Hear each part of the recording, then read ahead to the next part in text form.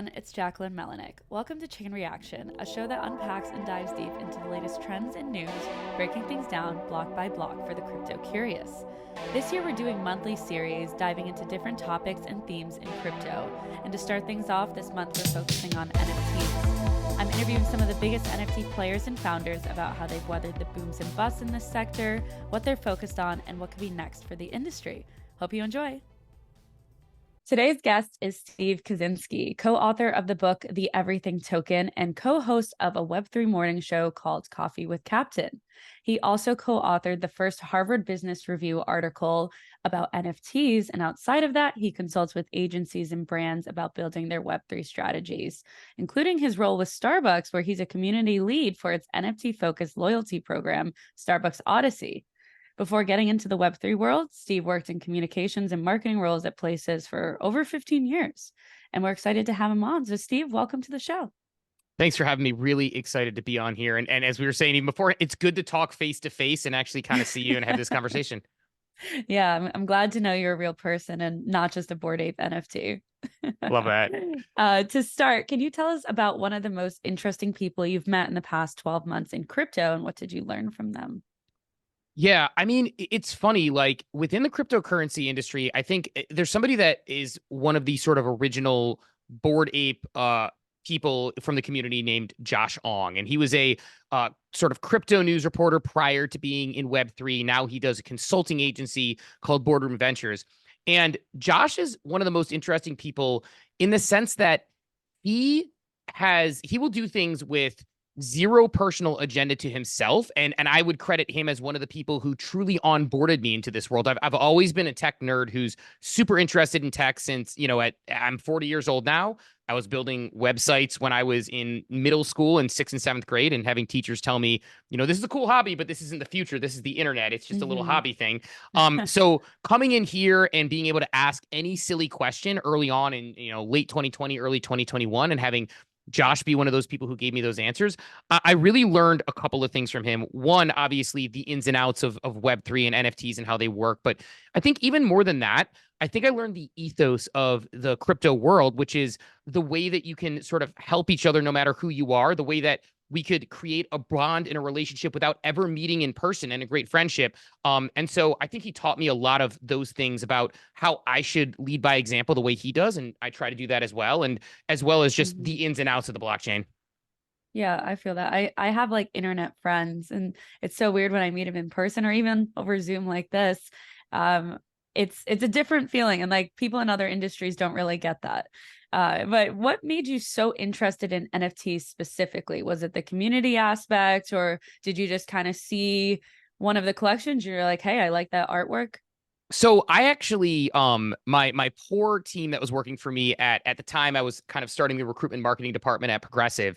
And my poor team had to watch me when I get into crypto, actually whiteboard why I thought smart contracts on the Ethereum blockchain were super interesting. This is 2017, 2018. Oh, wow. And I always found the concept really interesting, but nobody really put it into practice. And so I actually discovered the NBA Top Shots first in NBA Top Shot in, again, like early 2021. I started poking around, and when I looked up what it was, because I was like, this is interesting. I can sort of buy and sell it. There's a market, there's serial numbers. It's like sports cards. And I love collectibles.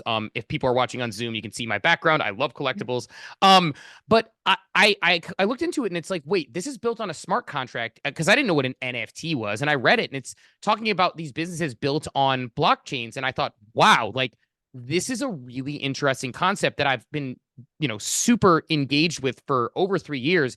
And seeing it come to fruition was a really cool thing to sort of notice. And so at that point, I learned everything I could and dove all in. I'm a very passionate person when it comes to my hobbies. Like, I'm one of those people who goes 0 to 100 very quickly. So I just started soaking in everything I could. And 9 months later, co-authored the first Harvard Business Review article about NFTs. So learned enough to kind of understand how and why they create value.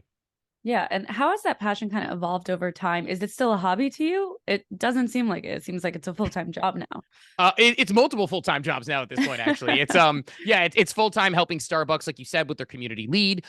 It's hosting that show, which is just a passion, because for 2 hours, and this is what's cool, is that we talk about, just to back up for a second, we talk about the concept of like what's a metaverse, and everybody has these big overarching views of it. Like to me, what I do every morning at 8 a.m. until 10 is a metaverse. We all sit there behind PFPs with people I Right. never would have otherwise met.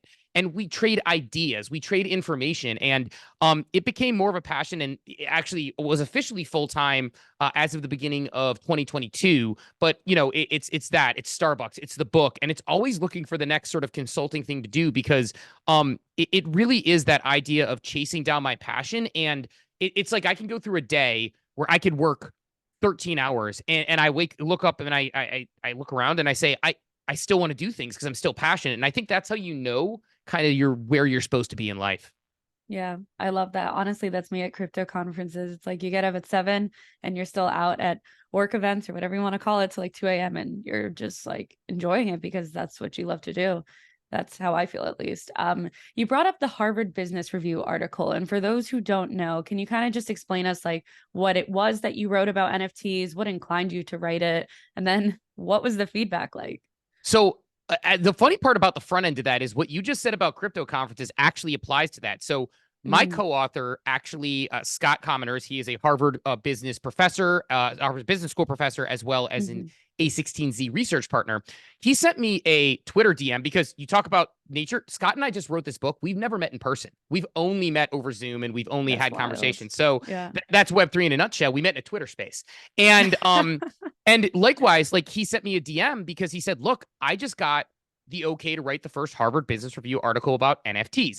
But it was the night before NFT NYC in 2021. He knew I was going there. I was meeting all these friends. So the story you told earlier about crypto conferences, I was, up going to these things all day. And then at night, I was getting back to my room, sometimes at 3 a.m, and editing this Harvard Business Review article that had to be done that week. So it's really a microcosm. But, the reason we wanted to write it is because I think the industry gets somewhat over financialized at times. And don't get me wrong, there are certainly financial aspects that exist in NFTs. But one of the things we wrote is like, we would have people saying like, so why is a picture of a monkey worth so much money? Or why is that Beeple Everyday is worth so much money? Yeah. And we realized there was an opportunity to tell the story of exactly the title of the article, how NFTs create value. And we knew the reception in Web3 would be great because it's sort of a legitimizing of this technology, right, to some degree. And, when I was at Progressive and we would do a training, we would print out Harvard Business Review articles to talk about and discuss and trade ideas. And so the fact that it was an HBR, we knew Web3 would like it. What was crazy is we got such a great reception outside of Web3. And we had people saying, well, I want to learn more. And can we dive more in on this topic? And while we were doing some consulting concurrently, Scott and I would find ourselves getting the same exact questions. Like we would be people saying, but isn't crypto a scam? Which, is, or, how are things infallible sometimes technology? And they can be. And we actually that's true of any industry, but sorry, go ahead. Oh, no, it's so true is. And it's funny you say that because one of the reasons we dovetailed into the book was because we were getting so many questions. We realized the only way to scale this, because to my knowledge, there's no actual way to clone ourselves yet. So we thought, hey, let's write a book, or let's go and kind of pitch a book to Penguin Publishing. And to your point about the scam thing, I mean, we took those and we said, page 9, I think it is, has a subhead that says something to the effect of, but wait, isn't cryptocurrency a scam? And, aren't NFTs tied to cryptocurrency? And we want to address those because we don't want to dismiss the fact, to going back to your original question of the article, that on its face, the idea that Yuga Labs, a company that got, valued at $4 billion, selling pictures of cartoon monkeys, sounds ridiculous. We get that. And so we want to acknowledge that readers aren't crazy for thinking that, but there is more to it. And we want people to know the why so we can help really push the technology forward to better the world in general. I'm glad you brought up that point of like ridiculousness, because that is something that people always say to me. And like earlier this week or last week, I saw that one of those rock NFTs was sold for like $700,000. And like, listen, if I had that money, I don't think I would buy it, but power to whoever did. And the justification for it by like the Milk Road newsletter writers was that this is like a very small collection. People love this NFT artist, et cetera, et cetera. Like maybe someone finds meaning in it and it might be ridiculous to some people, but then it's like, do you know, on the back of cars where they have like the baby on board stickers? Yeah. Those are worth like millions and millions of dollars, the creator who made that. And it's just a sticker.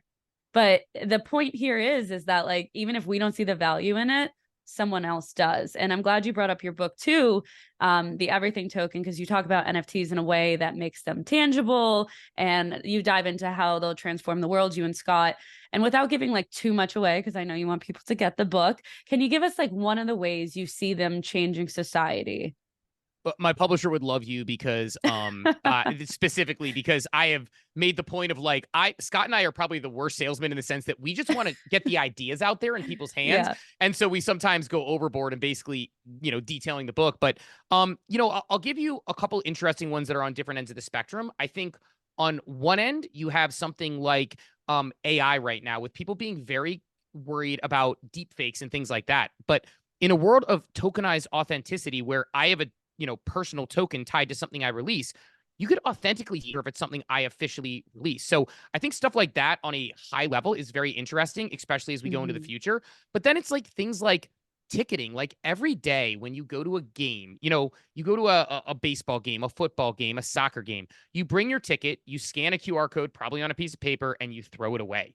But, because NFTs provide infallible proof of digital ownership, that ticket can become a brand building asset that is a living, breathing, and not just a game. I mean, if Lin-Manuel Miranda wanted to say, I want to give everybody who went to the Heights before Hamilton was big a reward for early supporting me, he could do that through the blockchain. Or a local restaurant that is next to a stadium could say, anyone who has the NFTs tickets that proves they're a season ticket holder, not just you're wearing a shirt from, outside and you get a deal, or not just you tell us you're a season ticket holder and show us a screenshot, you actually can authenticate someone's a season ticket holder. They could say, we're the official bar and restaurant of season ticket holders, and you can get, certain free food or certain discounts on drinks. And, or the team can say, if everybody wants to claim a free sweatshirt who went to every home game this year, we can build that on top of it, because NFTs aren't just digital proof of ownership. They actually are a software you can embed in things, versus like, I can prove I own my house through the deed and, through the registry, right? But like, you can't really program utility on top of that very easily, whereas the blockchain makes that extremely elegant. So, the tickets is a microcosm for several industries, but I think the deepfake thing is a good example of technology that even as we were writing the book initially, we never thought about. And as it becomes more of a problem, we realize, oh, like Web3 and NFTs can solve for this in a way that we couldn't before. Right.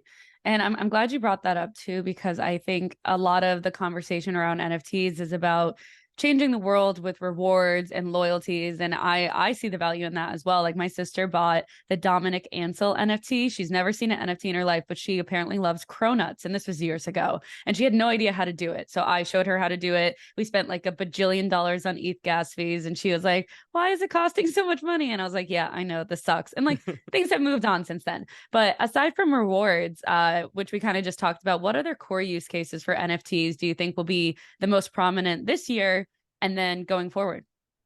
Yeah, I think there's a couple different ways. I think this year, as we look into it, I think we're going to see a lot of community-based brand building.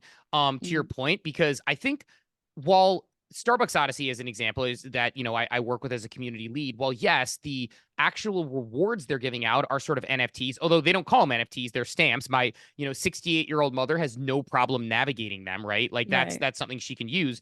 But what's really interesting, and I believe it was either the CMO or CFO of Starbucks, can't remember who, when they dropped the program, said, we're creating a third place everywhere. We're able to help people find their tribe who are Starbucks fans. And I've seen that, right? I've seen that with people who live in California in the Starbucks Odyssey community, are really good friends with people in Chicago, and they've met up in real life at times. And this never would have happened if not for Web3. And I think the brand anchors to sort of gated areas is something we'll see this year.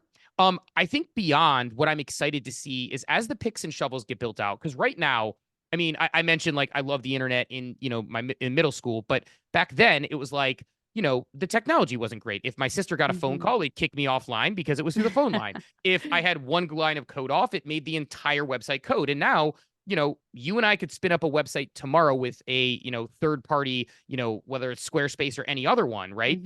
And what I look forward to is those out of the box solutions being built. I think that's something we'll see people working on, so that a local business, not just a Starbucks or a Nike, can say, hey, we want to spin up an NFT loyalty program. Here's the out of the box solution. I think it starts though with what I call third party utility. When I mentioned a bar using a ticket, as a asset that they can anchor.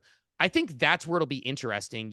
There's an example we use in the book, which is one that I would say, and again, it's a big company, but a local company could do this potentially, where Hot Pockets targets gamers. I used to work at Nestle. Hot Pockets, not surprisingly, looks for gamers. And so, if they're trying to reach that target audience right now, they do a large sponsorship with NRG, a major gaming company. But there's a world where Hot Pockets can say, if you bought the latest Fortnite skin, connect that wallet to our site and we'll give you a 20% discount. Now, the purchaser is happy, the eater is happy, they get a discount, they're in the ecosystem, and Hot Pockets can tell beyond the shadow of a doubt, this person isn't just a gamer, they're an active gamer who's participating and willing to spend disposable income on sort of these third-party things. So I think that third-party utility is where we'll start to see the initial picks and shovels where local businesses and others can take advantage of that. Now is time for our rapid fire segment where I will ask Steve some quick questions and hopefully he gives us some quick responses. To start, Steve, not financial advice. We got to throw that out there. But what is one NFT project you're watching right now and considering buying? I'm considering buying more because I have a lot of stuff, more doodles, because I just think their brand partnerships and the way they're leaning into them are really interesting. And the fact that their Crocs sold 60% to non-doodles holders, the fact that Camp, their integration had the largest opening in Camp history, which has done integrations with Disney and Nike. The fact they're working with G-Shock, which worked with worked with Pharrell, and Kim Kardashian just bought a major G-Shock watch. Those are interesting. So doodles is super interesting to me right now. Yeah, I think doodles are adorable. They have very good brand recognition, I think, in the crypto space. What is your favorite NFT in your collection? Ooh, great question. I mean, I have to say my Bored Ape Yacht Club right now, only because I mean, it changed my life. I could have gone a little bit like cornier, but like because there's some other ones from Art Blocks that mean a lot to me. But like, I think for me, it changed my life and it represents the beginning of my journey that got me to where I am. And I wouldn't be where I am now writing books and on this podcast if it weren't for me buying that weird JPEG of a monkey that got people questioning me way back in May 2021. So you bought it when it first came out? I bought it on secondary. I actually bought a VFriend before I bought a Bored Ape, and I was saving for it. Almost wasn't able to get a Bored Ape, and then there are emo tweets you can find where I was saying, "Oh, I'm never going to own one," and then the floor came in a little bit, and I bought it for like 0.3 ETH, which was the equivalent of $1,000, which will get a lot of people in your friends group and your parents saying, "You spent $1,000 on what?" But now they get it. Now it's paid off. Yeah. Okay. On that note, what is the most expensive NFT you've bought? Oh, wow. Probably it was a trade, and I traded for a Moonbird back when they were, significant. I don't even know what the price of them was. They were like close to all-time highs, and I traded all sorts of good stuff for them. So it would have been the Moonbird, which a lot of people are like, "Oh no." It's like, I don't regret it. I've had great experiences, relationship with the team, and I love that community. Okay, let's say you own an NFT, which we know you own many. Would you rather it has a strong community or a high floor price? Community, a million times over. That's the value to me. That's always been the value to me. People are the alpha. I like that. I think that's what matters more, but some people are just money driven, which I get too if you're putting in that much. Aside from your book, what's your favorite crypto book? Read, Write, Own. I mean, it's not totally a crypto book, but it's by Chris Dixon, who actually he wrote a blurb for our book. Yeah. Oh, that's awesome. And I'm grateful. He's he wrote one of the blurbs. So on the back of our book, we have blurbs from like Gary Vaynerchuk, Chris Dixon, a couple Nobel's Prize winners, Adam Brotman, Jeff Charney, a couple others. But like Read, Write, Own, I think is just such a great thought leadership level set on what the next generation of this internet is. And like I bought it and like ripped through it in like a day. Yeah. Yeah, we had Chris Dixon on, and then we also had Gary Vee on a little while back. So hopefully our listeners, are getting the hang of this now. With that said, where do you think is the best place to start to get involved in the NFT space? Like if you had to send one person, doesn't have any crypto knowledge, they want to get in, where would you send them? This is going to sound very like shilly, but I would say pick up Chris Dixon's book, read that first, then pick up our book and read that one. And I only say that because, or listen to audio or whatever, because it is overwhelming. Like there are a tremendous amount. I'm so grateful for the resources we have on crypto and NFT Twitter right now, because now there's established brands and people who are having those conversations. But to me, like those books, Read, Write, Own, will tell you about the history of the internet and why it matters. And then our book will tell you sort of a manual of like what you should do and how you can get involved in any way that you see fit. Okay. I like that. And I know you mentioned you have a Bored Ape NFT. We are now out of the rapid fires. You can give me longer responses if you feel inclined, which is one of the most well-known NFTs out there, even among like mainstream audiences. You know, when people talk about NFTs, whether negative or positive, they usually bring up Bored Apes. And earlier this month, you tweeted that you find 2024 to be a big year for the project. I'm curious, why do you think this year is more significant maybe than the others, and how can the Bored Ape yacht community keep that momentum alive that they had during the last bull market?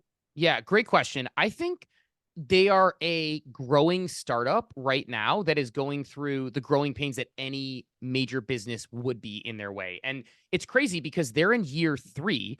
And Mm-hmm. most companies, like you look at, I mean, if you looked at Uber in year 3, you might be like, this company's a rug, right? Like if you were actually like following it piece by piece, but they were able to slowly roll out.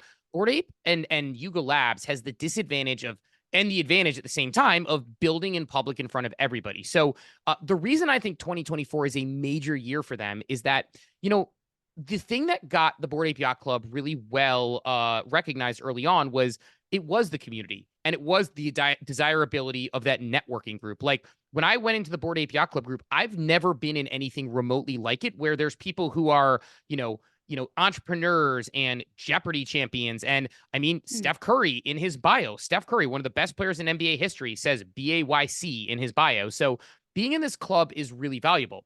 What I think has Mm-hmm. happened over the past 18 months is they've been trying to grow into that valuation through gaming, and they've brought in tremendous resources to do that, executives with extreme experience across the gaming sector.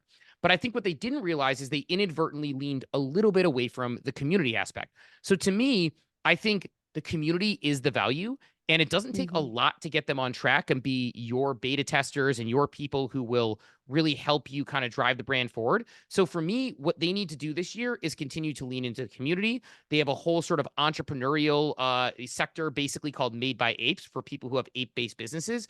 My book was 333, so that tells you how many already have registered, let alone, now I think they're up to like 400. So I think highlighting those because they have the opportunity to continue to push towards that decentralized marketing arm that got people so excited about them in the first place. And to me, Mm-hmm. that's where they could spend a lot of time and energy while building out the gaming. So that's why I think it's big, and that's what I think they need to do. Mm-hmm. I think it was last year. Maybe I'm like losing track of time, but Dookie Dash came out, which was, for those who don't know, it was the Bored Ape focused game that was for Bored Ape holders, right? And you could play the game and kind of win rewards and stuff. How do you think that was perceived? And do you think something like that would be something that would make sense now too? Or should they explore like other avenues? So I think it does make sense. So I think there's a couple things going on with them where they're building out this incredibly ambitious sort of metaverse world called Other Side. And that Mm-hmm. world is going to be time consuming. Like to give an example on games, I mean, I don't know when the last GTA Grand Theft Auto game came out. It was probably, I don't know, over a decade ago, and Yeah. they're just now teasing a new one, right? And that's how game development can be. So doing that plus doing it on a novel technology can be very difficult if they want to execute it well and change the paradigm. So along Mm-hmm. the way, they need to have these experiences that keep people excited. I think Dookie Dash and the re-rollout of Dookie Dash is one of those things that makes a lot of sense because it gives you something competitive, something to get rally around as a community. People trade strategies, they spin up, private groups, and you can almost, in a way, foster the community and keep them happy along the way. And by the way, it's not like it's a bad thing for them. I don't remember the exact numbers, so don't quote me on these, but they made a few $1,000,000 alone in people just spending money on boosts in the game, very similar Mm-hmm. to how you would see people using like a Candy Crush or whatever in a very short period of time. Yeah. They made millions of dollars on secondary royalties in selling those assets that were involved with the game. So they can actually create a solid business profit center running the game, I would think, while also keeping their holders and people who are playing the game very happy. So to me, and I know outside of holders, they're opening up as well. I think it's a smart play. And the last thing I'll say on it is it looks like they're working on integrating, like I could bring my ape into Dookie Dash, which ties into that little level of identity. As silly as it is, if you can bring the thing that you travel across digital spaces with into your own video game, and then you can bring it to another digital space and another digital space, you feel that Mm-hmm. tighter connection with it. So I think them doing that is a smart play. Yeah, I like that. And I think we've talked about Web3 gaming in the past on this show, and that's a really good way to get people to use and or buy NFTs without even really thinking about the fact that they're like deep within the crypto space. They're not even deep in it, but like they're getting involved, I should say. And before we were talking about community, asked you during rapid fire and during the Bored Ape questions, you brought that up too. As your role as the community lead with the Starbucks loyalty program, what has that been like from, an inception of you getting into it to now? I feel like when the Odyssey program first launched, there was so much coverage on it, so much talk about it. And since then, like I haven't really seen an update from Starbucks. So I'm curious, like, what do you know that we don't know? Or how have things been going? Okay. Oh my God. So awesome. First of all, like from a personal perspective, like awesome because I get to I get to bring the Web3 knowledge and I get to bring the community building knowledge, but I get Yeah. to learn from the best loyalty people in the world. And like, there are times when they'll say something where they'll like bring up something and I'll be like, why don't we do it this way? And they'll be like, because of Mm. this. And I'm like, oh my God, that's really smart. That's why you're good at this. And so I think that's been good from a personal perspective. From a program perspective, totally public knowledge to see, like you can see based on participation last year, they issued this stamp again, one of the NFTs at the end of the year. And to get to this, get at least this stamp, you had to be at least level 1 in the program. They had level 1, 2, 3, 4, and Mm. 5. And it was almost like, think of it almost like a flight, like a rewards program from you carry your status. Right. If you're silver one year, you're silver the next year when you earn it, right? So Mm-hmm. the people who got the stamp at level 1 got a certain amount of points to kick off their next year, and level 5 they got more points, meaning they were more participatory. At least level 1, there were people at least level 1, there were 58,000 plus stamps issued, meaning that they had over 58,000 active participants. And I can promise you those aren't mostly or all Web3 native people, right? Without even seeing the numbers, because it's Mm-hmm. not just Web3 people who are participating. So to that end, I think what they're doing is really smart and resonating with people and getting them to engage with the brand in a way that they otherwise haven't before. And my job really is I need to be the cruise director, right? Like I need to be the guy. If anybody's ever been in on a cruise and there's the guy who like gets on before they do a show and gets everyone excited, like that's sort of my job. It's how do we communicate to everybody to get them really excited? Bring in people like I got to interview the creator of the pumpkin spice latte. Like that's a big deal to me. I'm sorry, like that's I cool. didn't Like even know there was a creator for that. Yeah, that's it, sick. it was like a kind of a crew. And actually he told us in the Yeah. Discord, I don't know if I should share this out, but he told us in our private, token gated interview, like they were trying all these different flavors. He talked about the other ones they Mm. tried. They actually mashed pumpkin pie in a coffee at first to try it, which sounds like something I do after Thanksgiving after starting with wine at like 9 a.m. or something, right? Yeah, It's like, right. let's get the pumpkin pie and the coffee. But like he talked about like that, and he talked to, so people like that, or other great people, like the person who designed the holiday cups this year, which are a huge iconic thing in Starbucks. So I'm able to kind of help people deepen the relationship with Starbucks brand. Well, my own, I mean, I'm a Starbucks guy. I was Mm-hmm. before Web3. I'll be long after I work with them if I ever stop. And so to me, it's a great opportunity to do that and just translate that love that people have and realize that, when there's groups of 80,000 people belonging to a group in service of finding cold cup Starbucks issues and trading rare ones and showing collections. Mm-hmm. It sounds like NFT people, but with like physical cups, right? It's like, that like this is a passionate group and I get to help stoke the flames of that awesome fandom. Mm-hmm. So there's tier 1 and there's over 50,000 people in that. How many tiers are there and people involved in the Starbucks Odyssey program? I don't know the exact numbers. I don't know if it's publicly available to be actually precise and honest. But the It's fine. 58,000 represents the active number. So like, I don't know how many were on each tier. You could actually find those numbers if you looked. It's a relatively exclusive group to tier 5 because that meant not only did you participate, but you bought Mm-hmm. a decent amount in secondary. I mean, the other thing they did that was pretty cool this year, and I don't expect this is necessarily the future thing to reward their early adopters, but kind of went under the radar. In December, they announced that in the next, I believe, month, they're actually sending 40 people to Costa Rica to go to their coffee Hmm. farm down there. Their top 20 participants, based on their score they had, were surprised, and they're allowed to bring a +1 guest to go travel to Costa Rica and go to their coffee farm down there and learn more about Starbucks and kind of meet each other and foster that community. That's on top of some Mm-hmm. different like smaller sort of in-person meetups they've done at like various Starbucks roasteries. But yeah, I think they're providing a lot of utility and doing it well. And anytime I see people on Facebook who don't know what an NFT is, so behind me, if people are seeing, there's a cup that's bright orange. there was a Mhm. limited number of these things issued for the PSL, Pumpkin Spice Latte's 20th anniversary, which happened last year. And so one of the things that happened was when you finished this pumpkin maze as part of Odyssey, they said, surprise, give us your address. We're shipping you a free cup. And there are a limited number of them. It has a little PSL charm on it. I went on Facebook and people in Leaf Rakers and Cup Hunters, which are a couple of Starbucks groups, writing in all caps, run to Odyssey, right? This is people who don't know what an NFT is saying, Right. run to go participate in Really Web3. want this. So Yeah. that tells me that like Starbucks is onto something and doing it right. When you're looking forward to other aspects of the Odyssey loyalty program, I should say, what is it that the community wants more of, or what do they not really care about? Like both sides of the spectrum. Mm.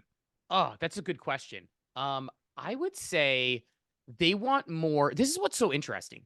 They want more access to the brand in various ways, which is like the Mhm. ultimate sign of fandom, where respectfully to Web3 people, the traditional Web3 person might come to me in the Starbucks Odyssey Discord and say, what are you doing to add more utility to this stamp, right? That we issued Mhm. last year, which is never the point. It's a loyalty reward. The market decides what they're Right. worth. You have the choice to hold it and get individual specialized Starbucks rewards, or sell it to somebody who wants that as a collectible or whatever.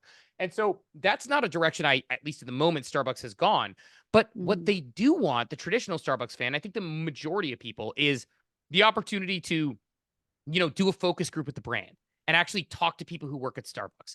That's Mhm. seen as utility. The opportunity to purchase more things. In fact, we have these benefit selections where people have to choose between like a hoodie and a backpack.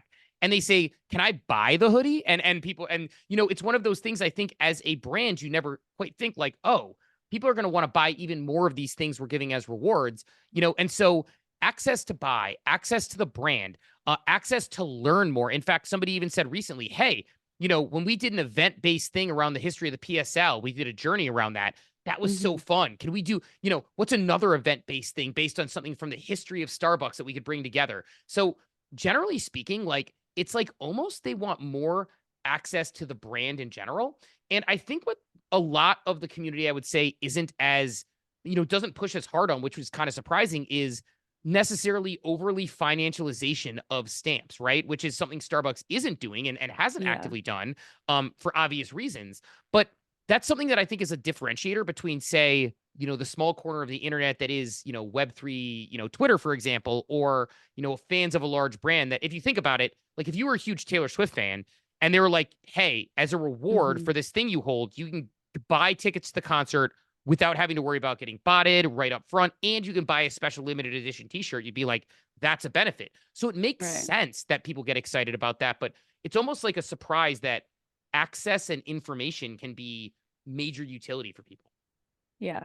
I'm not a huge Taylor Swift fan, Steve, but I do get it. I go to Grateful Dead concerts, or I guess Dead and Co, and they kind of discontinued that last year. But one of the things that they had you do when you go, or the option is like you can go to different stands, you sign up for a bunch of different voting things, and then you get like a pin, and you only get that pin at the concert that they're doing annually. So like I have a handful of these pins, but people will like buy these off you for so much more than what you got for basically for free with the ticket, of course. So I see the value there as well. And I'm curious, on the front of the secondary market, is that a big thing for Starbucks Odyssey or no? Because these people are more in it for the brand than like the monetary gain. I mean, it's certainly there, and I think that's what's cool about it is that a lot of brands, and like by the way, I think Dot Swoosh is doing a tremendous job, and Seth Thomas is a friend of mine, the director of tokenomics there Mm-hmm. with Nike. But they opened up and didn't initially have a market. I think one thing Starbucks actually did a really good job with was they vetted out, and I know Forum 3, who I contract with to work with Starbucks, they and there it's worth noting one of their co-founders, Adam Brotman, was the former chief digital officer of Starbucks who helped architect their mobile Yeah. program. So he's, Mm-hmm. he's a guy who knows a thing or two about that tech. But they vetted partners and found Nifty Gateway to use them as a custodial option, thinking, like the average person needs to be able to approach this, number one.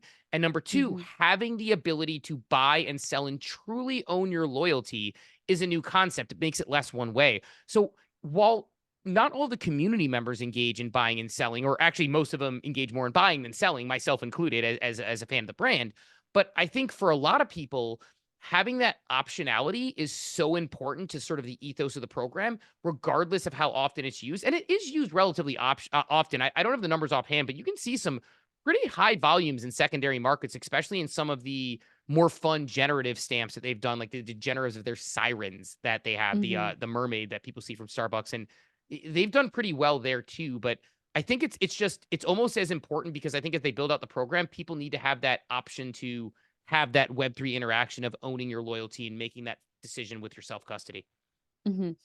When it comes to consulting with agencies and brands outside of Web3, like Web2 companies, etc., what is the number one thing you hone in on when talking with them that you're really trying to drive that point across? I try to get them to see it sounds very like high level, but I want them to understand what an NFT is and why it matters because even if they're talking to me, they might like a lot of people have a preconceived notion that they are expensive monkey pictures on the internet. So And they a lot of can be.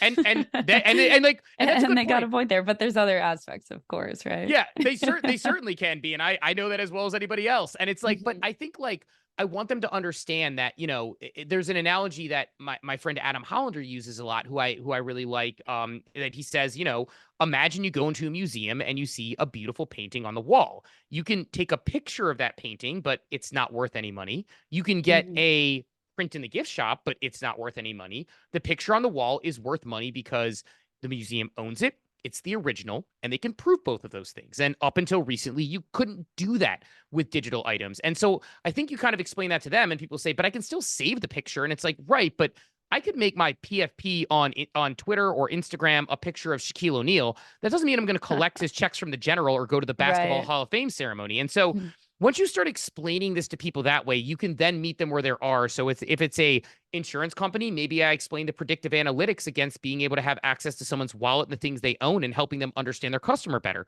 If it's a medical company, maybe I explain medical records and how you can actually, make that in a way that is more beneficial to consumers as well. And if it's a CPG company, maybe I go Starbucks Odyssey. But I think there's so many ways to meet people where they are. And, if it's an artist, I can meet them with art. So I think the goal is like start at the top to explain to them what an NFT is, be ready to answer their questions, and that's actually, it's funny, like Web3 people say like what's at least one value I can get from the book. I'm like, we have all the explanations you can tell people outside of Web3. Trust me, our editor was non-Web3 native. But Right. it's to try to meet them where they are and say, like we talked about before, it's not ridiculous to think this whole thing sounds crazy, but it's not crazy and it's interesting. And if it's a $40 billion industry, at least at its early stages, you may want to be aware of what's going on. Hmm. I love that. Steve, on that note, can you leave us with a piece of advice or something that you've carried with you throughout your career in the Web3 space? Man, I think my sort of biggest piece of advice is being a lifelong learner is like the most important thing you can do. And I've always been someone who's intellectually curious, but I think in this world, I mentioned learning about a $40 billion industry, and my co author Scott said something great where he was asked a question. Hey, what do your bosses at Harvard think about the fact that in 2021, you're teaching about NFTs when a lot of the headlines say that these things are a big scam? And his answer Mm. was sort of what I said earlier, which is if there's a $40 billion industry, our professors and our students should know about it regardless of how it's operating. And I think for me, that's the one thing I would say is that if you are outside of Web3, inside Web3, be a lifelong learner because you may, if you're not in Web3, pick up our book, read it, listen to it. It's a 5 hour listen or something like that. So it's not a long Hmm. listen and say, you know what, these aren't for my business right now, or I'm going to wait on this. But at least know and understand because the last thing you want to do is be Blockbuster when Netflix comes along because those things can get ugly real quick for a business if you're not ready. I love that analogy. Thank you so much for coming on the show today, Steve. Thanks for having me. I very much appreciate it. Yeah.